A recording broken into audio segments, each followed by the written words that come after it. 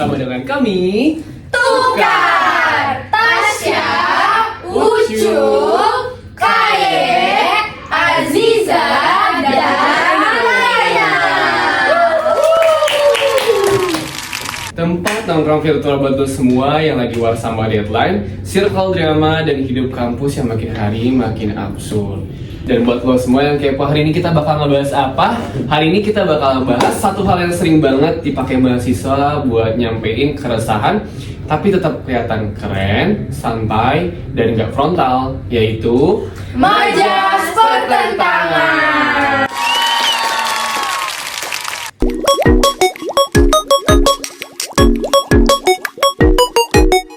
Bukan sekadar tugas sastra ya, tapi ini tuh udah jadi bahasa sehari-hari di media sosial. Apalagi pas nyindir lebih halus tapi lebih nyelekit juga. lebih halus tapi nyelekit, teman-teman. Apalagi kalau sindirannya ditunjukin buat sistem kampus atau yang suka ngilang pada saat lagi dibutuhin. Kayak siapa tuh? Wah, who knows guys, nggak ada yang tahu. Who knows ya? Jadi, buat kalian semua yang sering nyindir nih, tapi tetap pengen elegan, duduk manis aja nih dengerin podcast kita. Kita bongkar tuntas kenapa Majas Pertentangan sekarang jadi senjata paling estetik di sosial media. Oke, mantap.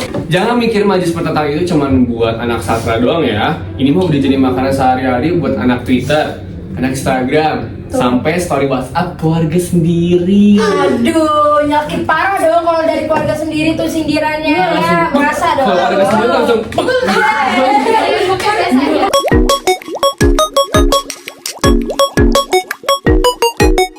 Tapi ya, Majas Pertentangan itu intinya gaya bahasa yang isinya saling berlawanan. Tapi justru dari situ kita bisa dapet efeknya loh.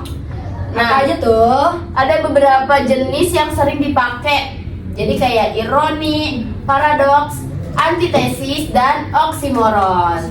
Misal ironi, kata-kata yang bilang satu hal tapi maknanya tuh terbalik.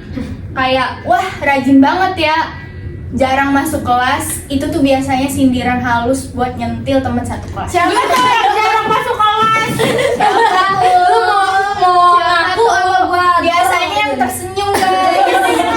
Selanjutnya ada Paradoks. Itu kayak kalimat yang kelihatannya aneh tapi sebenarnya bener guys. Contohnya tuh kayak semakin banyak teman, semakin kesepian. Lo tuh pernah ngerasa gak sih kayak semakin lo menjeranjak dewasa tuh teman-teman lo semakin dikit? Ngerasa gak sih? Banyak sih, banyak Iya. banget. Apalagi itu tuh sering terjadi banget sama anak-anak semester 2 kayak kita sekarang. Betul. Ada temennya yang fake friend, biasalah itu di kampus. itu ada. Itu pasti ada. Pasti ada. Pasti ada. Ada ya. Pasti ada. Nah, ada juga nih oksimoron. Itu dua kata yang bertentangan tapi digabung. Kayak misalnya diam berisik atau manis menyakitkan. Sering banget tuh muncul di FYP TikTok. Sering ya lu nonton kayak gitu. Iya, lewat-lewat gitu ya. Apalagi dikit.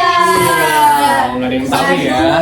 Oke, selanjutnya tuh ada antitesis. Biasanya ngebandingin dua hal langsung. Misalnya yang pintar diam dan yang bodoh berisik. Nah, biasa tuh netizen seneng banget sama kalimat yang kayak gitu. Tuh kayak ada lagunya nggak sih?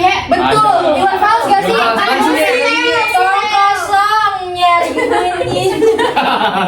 Ya, kurang lebih kayak gitu ya.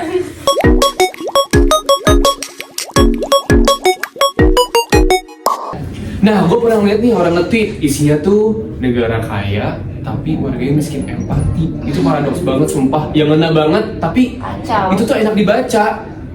Masuknya ke kritik sosial nggak sih? Iya, itu? kritik sosial. Tuh. Kalau gue datang paling pagi, tugas nggak pernah telat, tapi IP masih segitu-segitu aja. Aduh, gimana sih? Itu tuh kayak sindiran ke sistem atau ke nasib ya? Kasih sih sama. Tapi gue nih pernah bikin status gitu kayak gue tuh udah burn out parah gitu lah ya. Terus gue ngetik kayak gini. Gue suka nih tugas kelompok. Gue kerja, mereka ngeliat doang. Siapa tahu kamunya? Ironi sih tapi realitas lah sebagian. Dan itu pasti ada orangnya. Yang ini juga pernah viral nih. Yang diam belum tentu nggak bisa, yang berisik belum tentu ngerti. Nah, gue juga sering pakai nih, kayak ngetik sambil nangis, submit sambil senyum. Oksimoron yang mewakili hidup mahasiswa semester 2. Jadi sesusah apapun harus dikerjain gitu ya. Selesai Tapi kerjainnya sambil nangis. Selesai nggak selesai? kumpulin.